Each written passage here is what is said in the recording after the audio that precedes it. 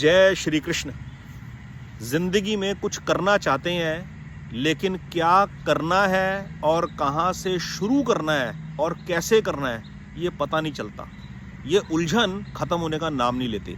Simple वैदिक remedies अपनाकर, वैदिक उपाय अपनाकर हम कोई ना कोई रास्ता परमात्मा हमारे को दे देगा। परमात्मा का विधान कोई ना कोई रास्ता निकाल देगा। क्या है वैदिक रेमेडीज?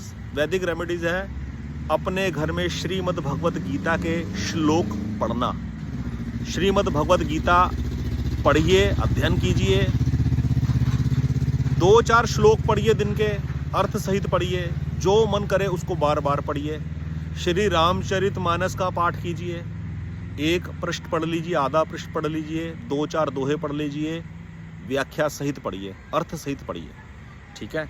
जन्म कुंडली के 3 भाव, लगन भाव लग्नेश से रिलेटेड, चौथा भाव सुख भाव के स्वामी से रिलेटेड, 9वां भाव भाग्य भाव प्रारब्ध का भाव उससे रिलेटेड, 9वें भाव के स्वामी से रिलेटेड दान कीजिए, वस्तुएं दान कीजिए। फॉर एग्जाम्पल बता देता हूँ, मान लीजिए लग्नेश सुख भाव के स्वामी सुखेश, या भाग्य भाव के स्वामी प्रारब्ध भाव के स्वामी 9वें भाव के स्वामी नवमेश।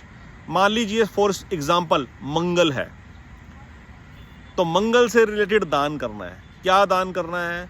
भूमि दान करनी है। भूमि तो दान कर नहीं सकते आज के ज़माने में, बहुत महंगी है, तो भूमि की सेवा करनी है। क्या दान करना है? वृक्ष दान करना है। नर्सरी से पौधा ले लो, 2-4 पौधे ले लो, उसका वृक्षारोपण करो, फलदार पेड़ों का। गूलर का करो, जामुन का करो, शीशम का करो, ठीक है, बड़ का करो, पीपल का करो, इनका वृक्षारोपण करो। 50-50, 100-100 रुपए के पौधे मिल जाते हैं, कोई महंगी रेमेडीज नहीं है।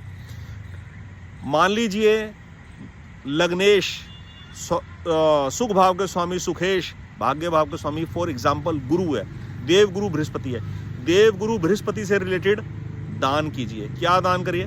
पढ़ाई लिखाई से रिलेटेड सामान कन्याओं को दान कीजिए। कन्याओं की एजुकेशन के ऊपर पैसा खर्चिए। ठीक है। पीली मिठाई बच्चों को बांटिए गुरुवार वाले दिन मंदिर जाकर। ये वैदिक रेमेडीज हैं, इनको अपनाकर जरूर कोई ना कोई रास्ता 40 दिन के अंदर अंदर आपको निकल जाएगा। आप करके देख लीजिए। बहुत बहुत धन्यवाद। जय श्री कृष्ण।